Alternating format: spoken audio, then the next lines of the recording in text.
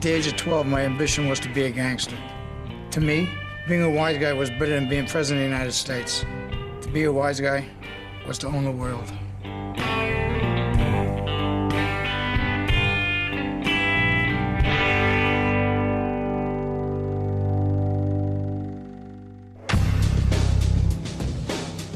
This is Henry Hill. Henry spent half his life running with one of the most violent mafia gangs in America, having to do whatever was asked of him to survive. His life in the mob was made infamous by Martin Scorsese's gangster classic, Goodfellas. Goodfellas is widely regarded as the most unflinching portrayal of life in the mafia ever made. And this scene of a brutal mob slaying actually happened in front of Henry Hill.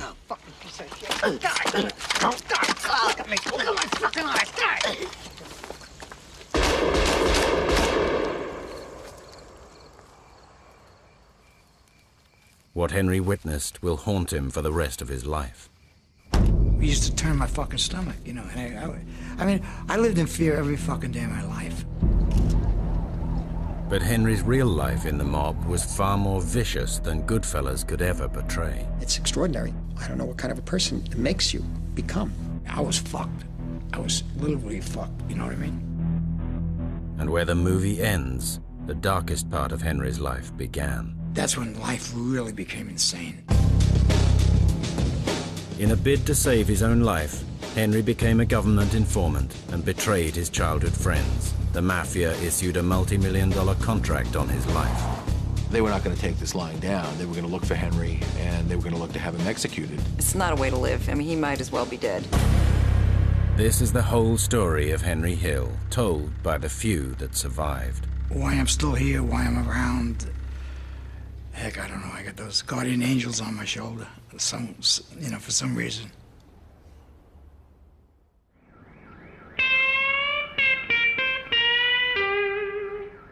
This is Pine Street, Brooklyn, New York, childhood home to Henry Hill. During the 1950s, this was a thriving, tight-knit immigrant community. It was a middle-class, blue-collar neighborhood. You know, everybody knew everybody on the fucking block, and, you know, they knew everybody's cousins and uncles and where the fuck they came from. Henry was one of 7 siblings born to an Italian mother and a hard-working Irish father. I felt out of place at home, and I was always getting in trouble with my father. I mean, I could never do the right fucking thing. He would do things that would invoke the anger of my father. He used to kick the shit out of me all fucking time. And, but I deserved it. You know, I mean, I really did. I mean, sometimes I used to do it to spite him, you know what I mean? Just to fucking spite him. Henry felt equally distanced at school, where undiagnosed learning difficulties gave him an outsider status. Dyslexia, hyperactivity, ADHD, attention deficit disorder, these weren't diagnosed. They thought I was a fucking goof-off, you know what I mean? They thought I was doing it on purpose. I mean, I couldn't fucking read. It would have been a rare person who would have risen above those things. And Henry wasn't that rare person. There were elements in his family life that were problems with his father. And I think, to a certain extent, he looked for his father to other men who behaved differently. When a cab stand run by Paul Vario, a high-ranking member of a mob family, opened across the street, Henry was transfixed. Across the street from my house, you know, with the fucking Cadillacs and diamond rings and then fucking wads of $100 bills and bimbos on each arm, and, you know, I mean, it was intoxicating. For whatever reason, I guess because of Henry's charm, they took a shine towards him. And they patted me on the fucking back and gave me fucking 5s and 10s. And that day, you know, in the 50s, that was a lot of fucking money. He became a member of the crew, just as the movie shows, when he was a young kid. At 13, I was making more money than most of the grown-ups in the neighborhood. I mean, I had more money than I could spend. I had it all.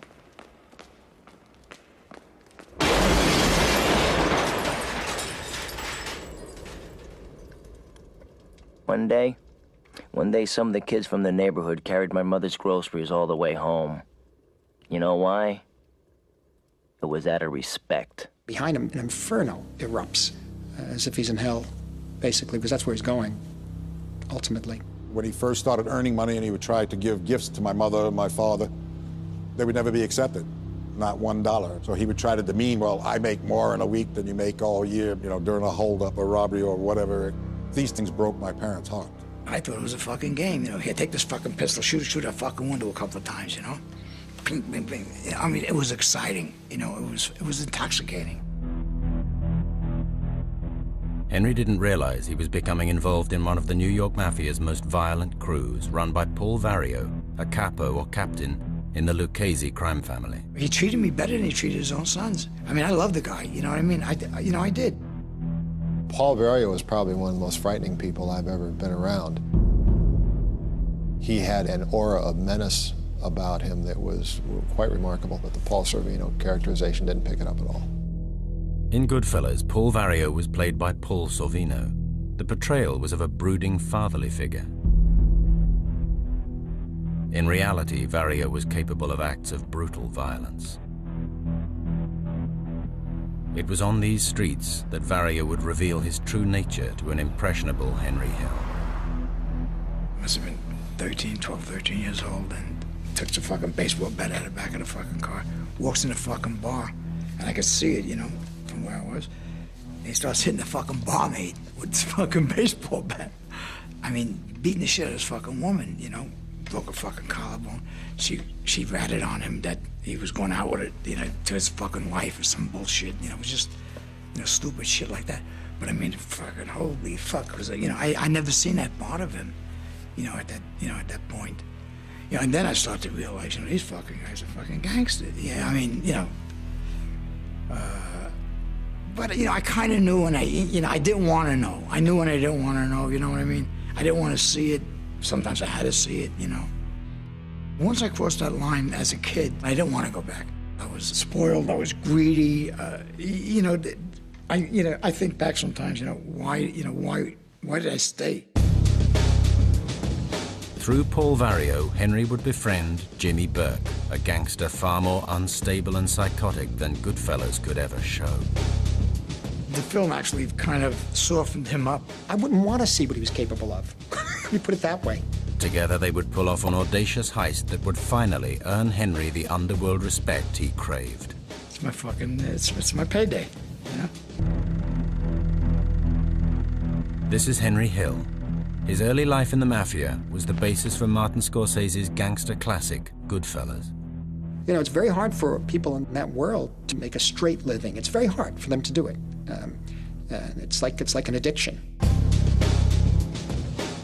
Craving money and power, a teenage Henry Hill had chosen to run with one of the most violent Mafia gangs in New York, run by Paul Vario, a capo in the Lucchese crime family. It's a very evil environment where people are concerned about what their next score is going to be and whether they're going to get killed. Through Vario, Hill would meet two of the most psychotic gangsters in New York, far more brutal than the movie could ever portray. Tommy was just a fucking loose horse, a fucking homicidal fucking maniac. While showing Henry the path to underworld respect, they would entrench him in a violent life that he would never escape.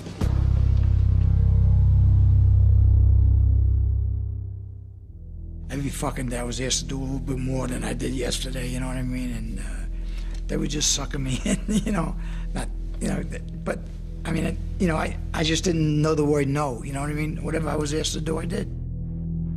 Sensing his inevitable fate, Hill made his first of two ultimately doomed attempts to escape the clutches of the Mafia. I figured, fuck it, you know, let me join the army. Maybe these fucking people will leave me the fuck alone, you know what I mean?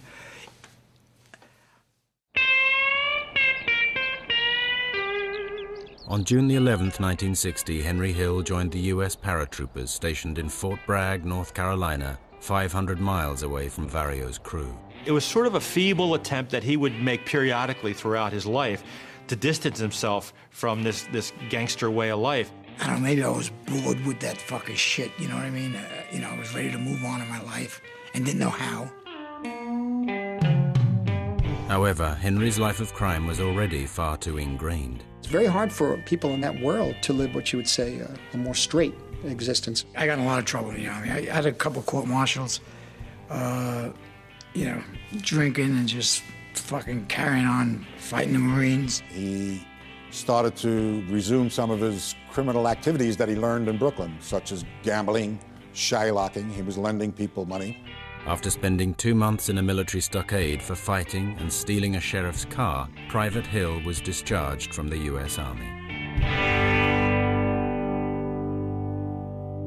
When he had a bad run with the Army, he went back to the welcoming arms of the Vario crew, and he found a home there. It was right there, you know, and they always glad to see me come home, and, you know, then it was a lot different, you know what I mean? Then it was the real fucking deal. Henry's return to mafia life was sealed when he met Jimmy Burke, played by Robert De Niro in Goodfellas.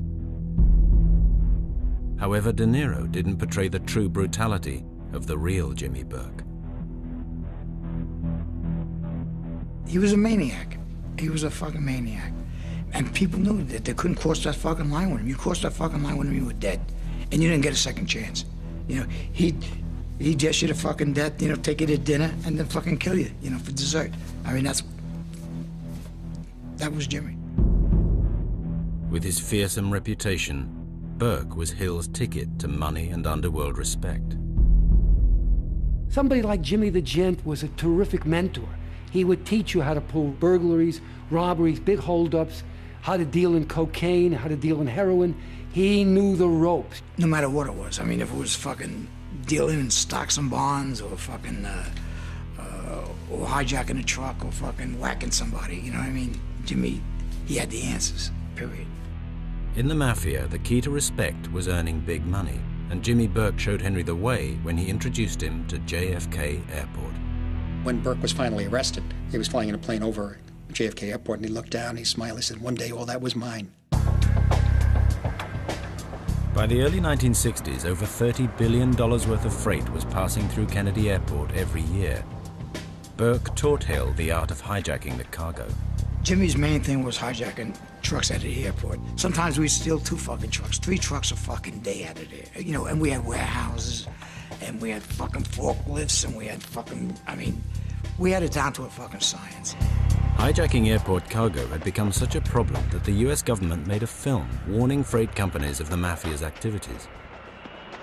The hijackers easily ply their trade and too often successfully avoid apprehension.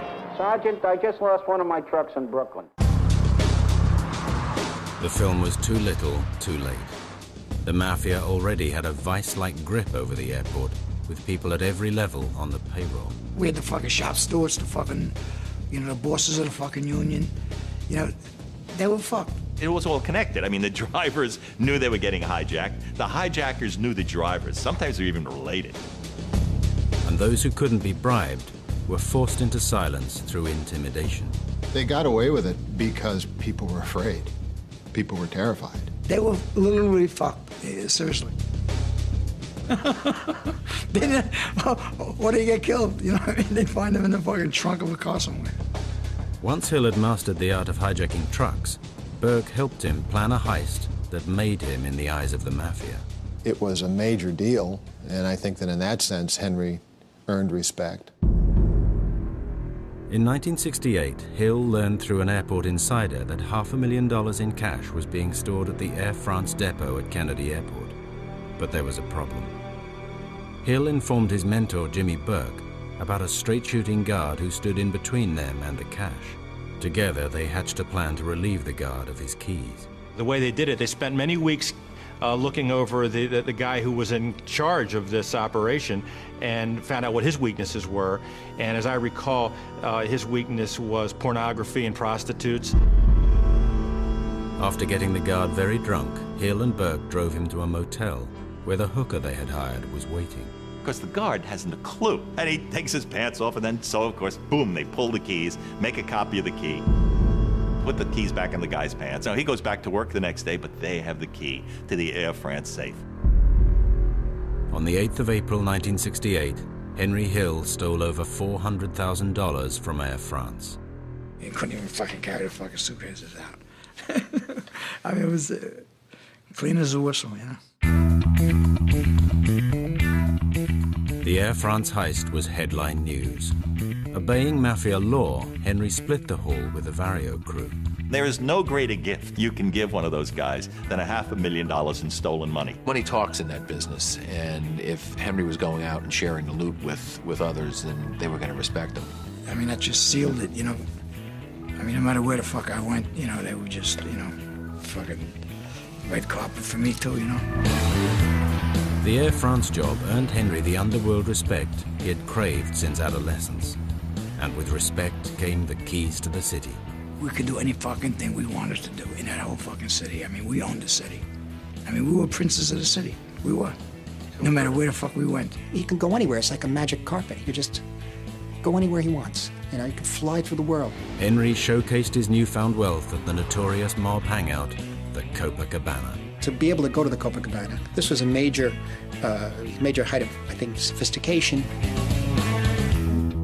Go sit down at the fucking table in the Copa, and Sammy Davis come over and sit down and have drinks with you. Sinatra come over to the fucking table while he was there, you know.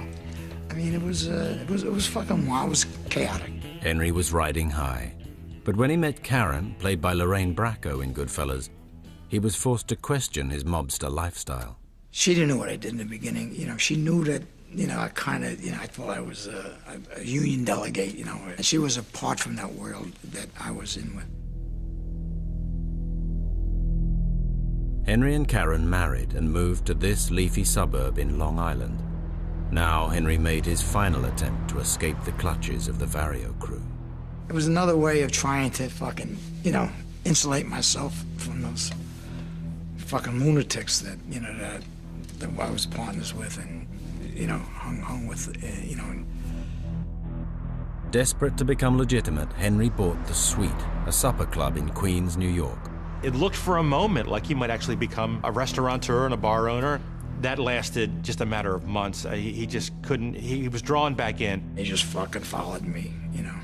And the place, you know, the place thrived and became the fucking headquarters. Within months, the Suite was a mob hangout full of the people Henry had tried to escape. One of the regulars was Tommy DeSimeone, played by Joe Pesci in Goodfellas. Tommy was just a fucking loose horse, a fucking homicidal fucking maniac, you know. The film actually fucking, you know, kind of softened him up. It gave him enjoyment to break somebody's wrists, murder somebody, beat him up with a bat. Yeah, he was actually a psycho, and then he was fucking strung out on coke constantly. Tommy would end Henry's attempt to go legit by committing a savage murder inside his club. One night, it was really late, and a guy by the name of Billy Batts was in there. He was a made organized crime figure, very important kind of guy. Jimmy and Tommy just fucking beat his fucking head in. We had, you know, there was an area we had a slave floor, you know, and Tommy beat him so fucking hard that the pistol fell apart. You understand? Yeah. Get the door!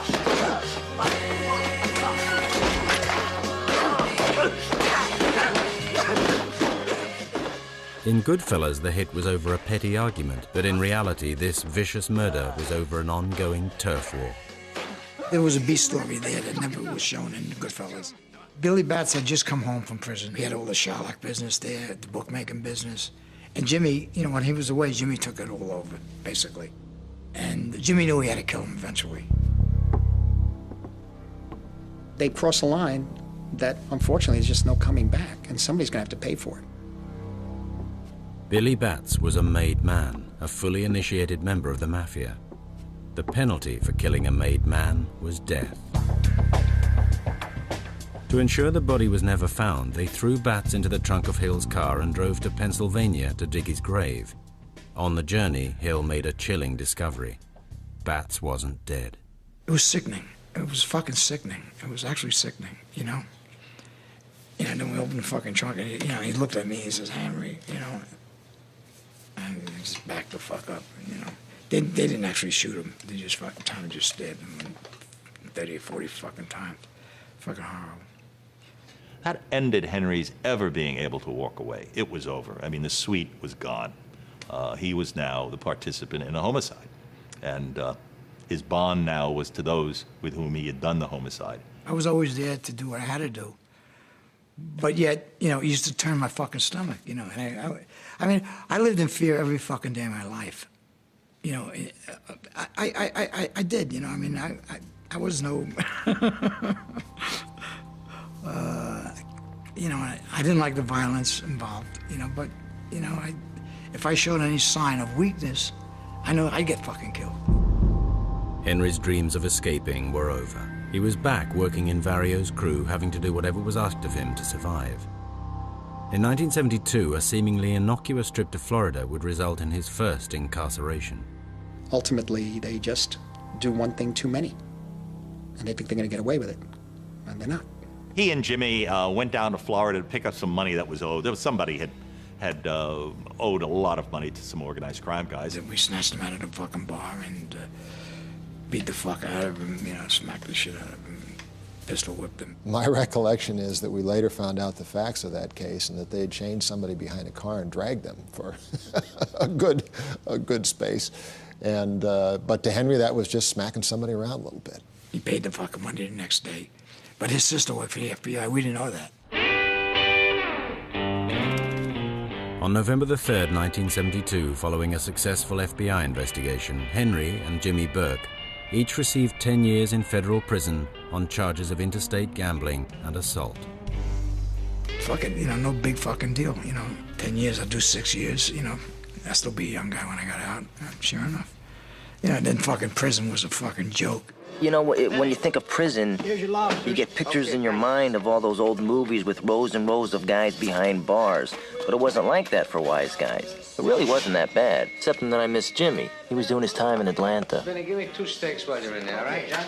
Sure enough, she goes in a building. I mean, everybody else in the joint was doing real time, all mixed together, living like pigs. But we lived alone. We give the impression of it being breezier than it was. To add to the irony of it, with the music that's playing and that sort of thing and getting the lobsters. But this was, we had guards who told us this is the reality too. I mean, it was all there. It's all there. I mean, there's certain people who were privileged. Hill's privileges were paid for by bribing the guards, and that meant earning on the inside. Hill turned to fellow inmate Paul Mazzy, who showed him how much money could be made dealing narcotics. They used to joke to us, you fucking stupid fucks, you fucking around with trailer trucks, we'll fucking give you 2 shoeboxes full of fucking heroin, and it's 10 times as much money as you make off 10 fucking trailers. You know, sounds like a pretty fucking good idea. That starts to eat away, and money always corrupts. Corrupts the corrupted. It was a turning point for Henry. By selling narcotics, Hill was breaking a sacred mafia edict that was punishable by death. The reason that they have the edict is not because they have any moral compunctions about the use of narcotics or selling narcotics. It's because the experience going back to the 50s and 60s is that drug dealers turn on the higher-ups, and the higher-ups in the organized crime families wanted to ensure they wouldn't be the victims of their underlings who got caught selling drugs. It was too easy, you know what I mean? Henry was now concealing his part in Billy Bat's death and his drug dealing from his mob bosses, and he was getting hooked on the drugs he was secretly selling. The high life was slipping away. I was fucked. I was literally fucked, you know what I mean? Mere months after his release from prison, Hill would become involved in the biggest cash robbery ever committed on American soil. That's when life really became insane. What should have been his defining moment would mutate into an orgy of violence, murder, and ultimately betrayal. I was a dead man walking, and I knew it. By the time Henry Hill was released from prison, his life in the mafia was spiraling out of control. That's when life really became insane. He had been involved in the execution of initiated mafia member Billy Batts and had started dealing drugs. He knew when the mafia finally found out, he was a dead man. They were gonna kill me. Or kill my wife, or kill my kids. And in 1978, Hill and mafia mentor Jimmy Burke pulled off the notorious Lufthansa heist, a robbery that spawned a vicious killing spree and ultimately led to Henry Hill's cold-hearted betrayal of the mob. You didn't get me, motherfucker. No, I got you.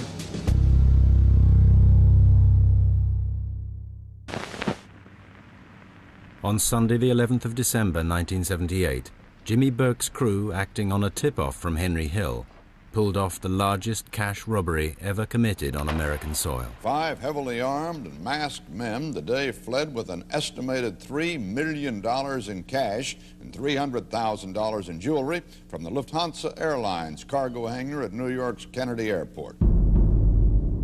The robbery was front-page news across America. the actual figure stolen would rise to $5 million in cash and $1 million in jewels. The news of the robbery was not only on the radio, but it was television. Of course, the tabloids splashed it across the front page, and it was huge news. Everybody in the fucking city knew it was us.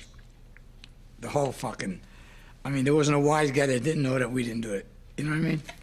And the fucking feds knew it too. Within a day or two, law enforcement knew for sure, based on what their informants were telling them, that it was Jimmy Burke's crew that had carried out the robbery. The FBI's first breakthrough was the discovery of the van used in the robbery, driven by Stax Edwards. He was supposed to get rid of the fucking van, and they found his fucking fingerprints on it. Before the FBI could interrogate Stax, Burke had him executed. The killing spree had begun.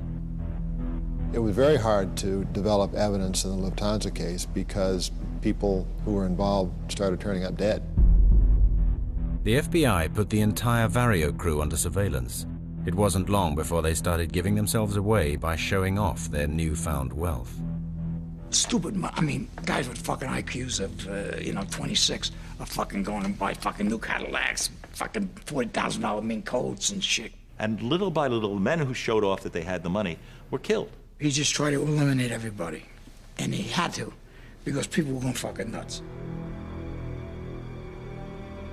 Fucking 3-month period, 12 fucking guys. And one wife, they found torso of out in the fucking, rolled up on the fucking beach in Rockaway. One of them wound up getting killed and hung up in an ice truck, and he was frozen stiff. It took 3 days for the body to thaw so they could give it an autopsy. I can remember one in particular who we brought into the strike force, told him that the FBI had informant information that he was going to be killed, and he listened politely and looked at both of us and said, "Can I go?" And he did, and he walked out, and his body parts washed up several weeks later. Within months, Jimmy Burke, with Paul Vario's blessing, had slaughtered everyone involved in the heist. Henry Hill was the last man standing. I seen the handwriting on the fucking wall. I didn't have no way out. I was fucked. I was literally fucked, you know what I mean? Henry knew Jimmy wanted him dead. He had to find a way out. From having fucking life, on Easy Street, open, 3 or 4 restaurants. I got a fucking $1 million cash, I didn't know how to launder it. Open a few restaurants. Now I'm in the fucking heroin business. Throughout the Lufthansa killing spree, Henry had become heavily involved in narcotics trafficking. He knew that his mafia boss, Paul Vario, would order his death if he ever got caught. We knew he was involved in the sale and distribution of heroin, cocaine, quaaludes, any number of different illegal drugs. Hill's drug dealing had attracted the attention of the Nassau County Police Department, who placed him under surveillance. With Vario, Burke, the FBI, and the police closing in, amazingly, he would find a way to make his problems even worse. Very quickly, he began to snort heroin, became addicted to heroin, became addicted to cocaine, and his judgment was pretty cloudy in those days. He wound up putting a lot of drugs out on the street and didn't get paid for it. Couldn't remember half the time who he gave what to. I got so fucking wacky on drugs. I mean, not wacky. I was able to function, but I was, strung out on, you fucking name it, I was strung out on it. The anxiety and the pressure that he's feeling, I think are really so evident the way Scorsese shot the scene.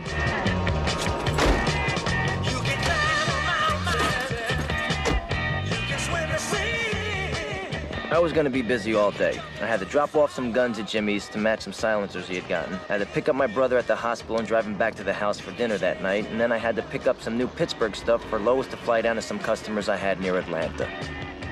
They got more and more out of control.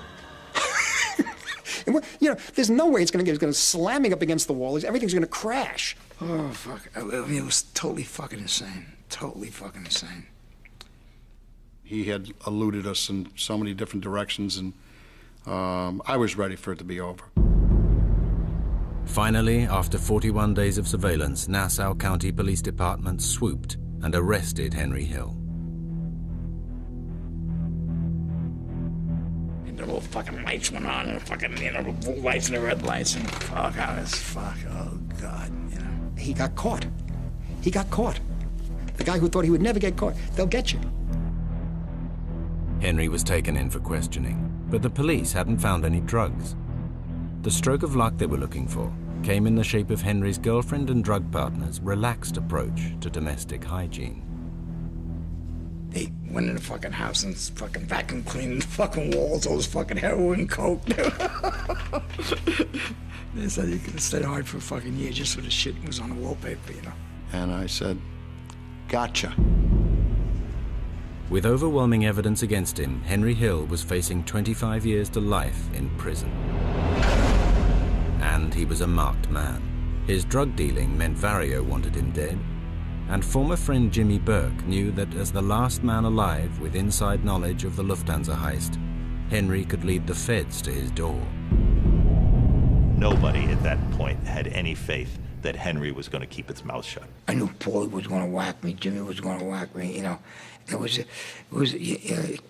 was so fucking crazy, He could have counted the days before he was killed. But the FBI offered Henry a way out.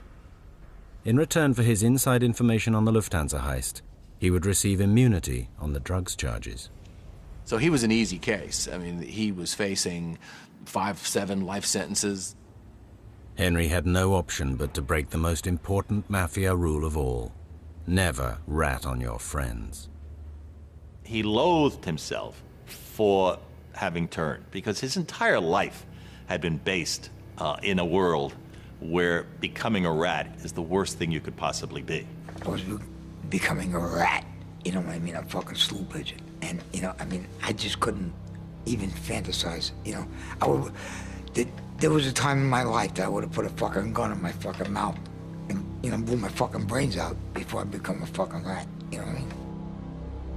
On the 22nd of May 1980, Henry Hill agreed to cooperate with the FBI. This is where the movie Goodfellas ends, but where a 25-year mafia manhunt and Henry's descent into self-destruction began.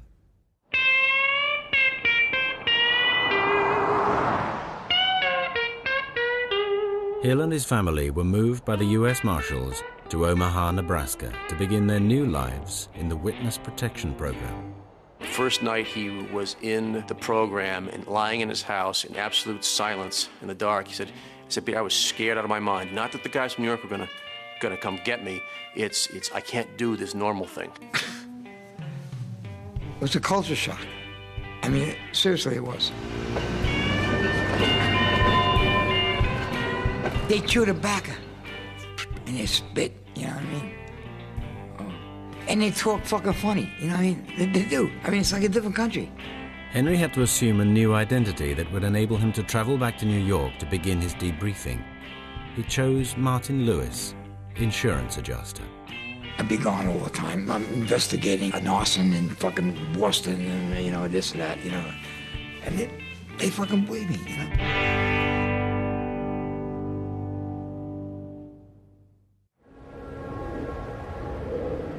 In New York, Hill began his debriefing about the Lufthansa robbery so the FBI could finally get to Jimmy Burke and Paul Vario. But his free-roaming testimony inadvertently incriminated other mafia members. I just told the fucking truth, and every time I told the truth, it opened another fucking can of worms, and, and it started another investigation and another fucking case, and I had no idea that this was going on. We were able to make some significant cases and develop all sorts of other evidence that led to other investigations and prosecutions.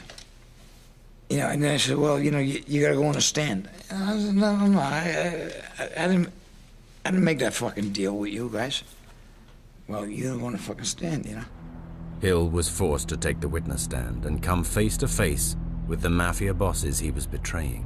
It was tough. I mean, looking at these fucking guys, you know what I mean? These bosses of bosses and shit, They were absolutely the highest quality targets that we had in the most difficult cases that we had, and Henry was an extraordinarily valuable witness. He did his job for the feds. I mean, he showed up in the courts in New York, came back, many times and was invaluable in breaking down a huge gang empire in New York. Henry's testimony helped convict over 50 mafia members. They were not going to take this lying down. They were going to look for Henry, and they were going to look to have him executed. Back in Omaha, Henry began to spiral out of control. Part of him wanted to mess up and punish himself, so he was becoming extremely self-destructive. I couldn't live with myself. I mean, I should take a bottle of Stolies and fucking drink it every night, you know what I mean? He was a total coke freak, pill freak. I mean, he was on everything that he could take. He would ingest anything. In between trials, the FBI was continuing to debrief Hill about Lufthansa, as he was the last surviving witness. We were running through the robbery and where he was during the robbery, and Henry said, well, I was in Pittsburgh. Ed or I said, well, what were you doing in Pittsburgh? And Henry kind of smiled his little smile and said, well, you're not going to like this. 3 years before his arrest, Henry Hill and Jimmy Burke were fixing basketball games at Boston College. Ironically, the team Ed McDonald used to play for. I said, you know, you're completely nuts. I said, you got a real serious problem here. Motherfucker almost leaped over the fucking table. He tried to grab me, but he went berserk. Together, Burke and Hill had bribed 3 players to fix the results of basketball games, including starting center Rick Kuhn, who was dragged in front of the U.S. courts. With Kuhn and Hill's testimony, the FBI could finally bring Burke to trial. Burke was arrested. Suspected of murdering at least 50 people, the mastermind of the Lufthansa robbery would face trial on a seemingly innocuous gambling scam. And on the 27th of October 1981 began the U.S. versus Jimmy Burke. The courtroom was packed with media, with organized crime figures, and with people who were interested in the case. Henry Hill would once again have to take the stand, this time against his former mafia mentor. I felt like a fucker. I mean, I had to look at him, you know, but I knew that this motherfucker ordered my death, you know what I mean? Before the trial, the FBI played Hill wiretap evidence of Burke ordering his execution. I didn't believe him, you know what I mean? And they played me the fucking tape. I mean, which they shouldn't have, you know what I mean? When a cocksucker ordered my death, you know what I mean? They'll whack him. I mean, you know, that's what it became, you know what I mean? Henry was ruthless. I mean, he was a cornered rat. And while he might have been uncomfortable testifying against these people, he recognized that these people were looking to kill him. I was able to look the cocksucker in the eye, you know what I mean? I said, Jimmy, you didn't get me, motherfucker. No, I got you. Jimmy Burke was convicted and would spend the rest of his life in prison. At the end, I was just, you know, disposable. I was just, you know, they were gonna kill me. Hill's testimony would be equally damaging to Paul Vario, on trial for extortion at Kennedy Airport. Put his fucking head down. You know, fuck you, we didn't kill you, you cocksucker. You got us. Yeah, I got you. Motherfucker, you know, you'd have got my wife and my fucking kids, motherfucker. You know what I mean? I knew what they were capable of. You know, I mean, I seen it all my life growing up. Henry's testimony helped convict Paul Vario. He was sentenced to a total of 12.5 years in Pittsburgh Federal Penitentiary.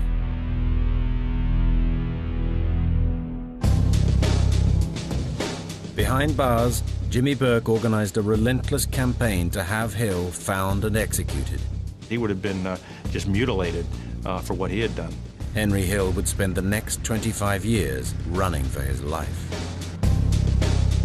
In 1980, Henry Hill became a government informant, betraying his childhood friends Jimmy Burke and Paul Vario, condemning them to spend the rest of their lives behind bars. I beat them to the punch. You know what I mean? I did. Burke had issued a multi-million-dollar contract on Henry Hill's life. There would be plenty of takers. They were gonna kill me. Or kill my wife, or kill my kids, or, you know, I mean, anything to get to me. They would all love to make their bones killing Henry Hill.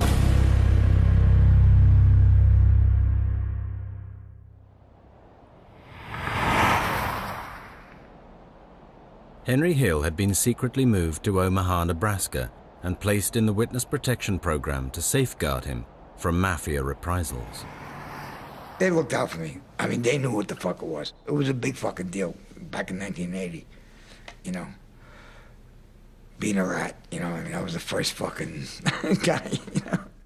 He was clearly in a great deal of danger. His family was in a great deal of danger. In 1981, through a government informant, the FBI received the news they had been dreading. Burke was closing in. Burke had somebody that told him where Henry was allegedly at. They notified us and we don't take chances. We moved him out. Phone rang. Show some clothes in your fucking bag, we'll be there. We're outside right now. I believe he had about 24 hours. Gotta go. Throughout the 80s, Hill and his family were moved repeatedly by the US government. The threat of mafia execution was ever present. He was in a great deal of danger, and this contributed in many ways to his alcoholism and his drug addiction. He became highly addicted to cocaine and heroin and you name it. And Henry's drug addiction was about to lead him into the arms of the mafia.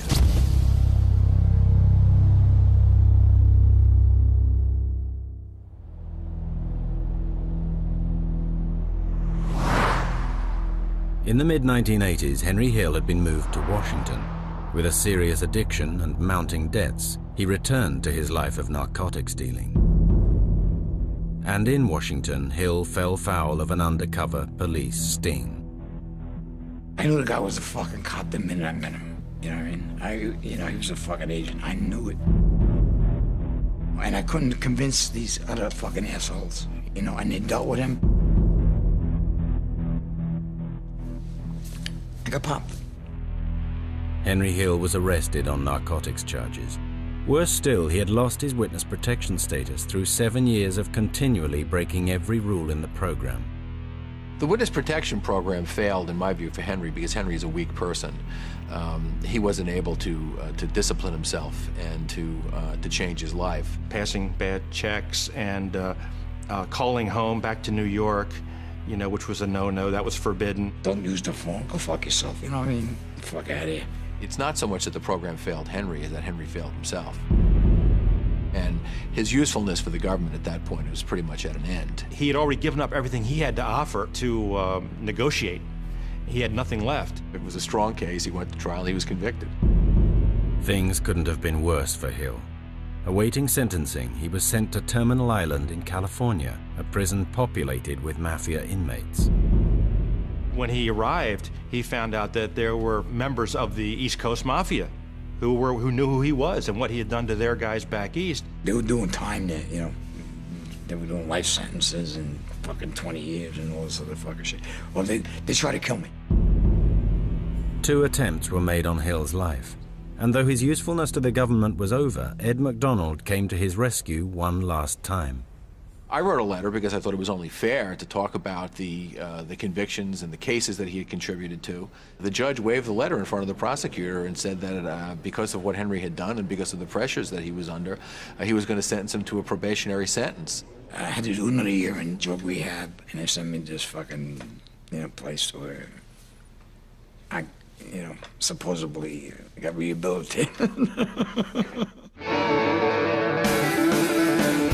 Finally, Hill received some good news. Wise Guy, his autobiography, co-written with Nick Pileggi, was to be made into a Hollywood movie. Scorsese called me. He wants to do the movie. Get the fuck out of here. Yeah. He said, he's gonna give you $500,000. I said, okay. Another fucking payday, you know. I mean, seriously, $500,000. Henry had to work hard for his money. Robert De Niro constantly phoned him for advice on how to perfect his portrayal of Jimmy Burke, ironically the man who wanted Henry dead. He's on the fucking phone constantly. I mean, you know, like fucking 7, 8 times a day. He wouldn't leave his fucking trailer without talking to me twice. You know, Jimmy needed it. How did Jimmy hold a cigarette? I thought he was a fucking nut job. When filming had finished and De Niro had left Henry alone, he was smuggled onto the Warner Brothers lot for a secret screening of Goodfellas. I mean, how could you imagine yourself, you know, on a fucking big silver screen, you know what I mean? And it was me, you know what I mean? This fucking kid nailed it. I had a lot of fun. I had, you know, a lot of money and all that fucking, you know, insane fucking shit. But yet, at the end of the fucking night, you know, I slept with a pistol in my fucking pillow. Throughout the making of Goodfellas, the threats on Hill's life and his life on the run continued. But the main threat ended on the 13th of April 1996, when Jimmy Burke died of lung cancer in prison. It was a fucking relief, you know what I mean? And the same with Paulie when he died. You know what I mean? It was a fucking relief because I knew, well, Paulie I knew wouldn't kill me, you know what I mean? Paulie wouldn't have killed me. But I knew Jimmy, you know, on his fucking deathbed, I'm sure that he said, yeah, make sure you get fucking Henry. You know what I mean? I knew Jimmy. When Burke died, that was the end of the fear of New York, but that was far from the end of his problems.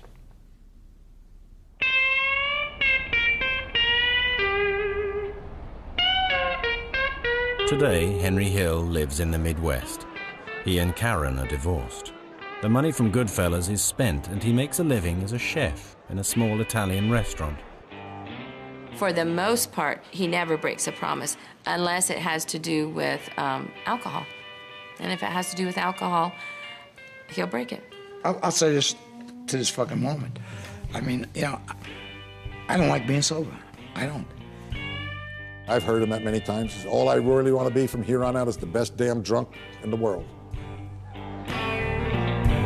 He is plagued by his addictions and haunted by his former life. Living a lifestyle where he lived by a code and broke it, I'm sure came into it. He also continues his life of crime. This last deal, he goes through the security at the airport with drugs in his carry-on bag. I mean, how dumb is that? I think what you see of Henry today is what you'll see of him the rest of his life. He'll be in and out of trouble. I don't believe he can ever turn his back on it. Is it possible that Henry will find redemption and walk the straight and narrow? You know, stranger things have happened. He's getting near the end now, and it's quite possible that as he looks at his final days, he might get religion, but I wouldn't bet on it. I'm on borrowed time, and I'm happy. You know, I am, believe it or not. I mean, as fucking sick as it sounds, you know, and as fucked up as my life was and is going to be, you know, probably the fucking day I die.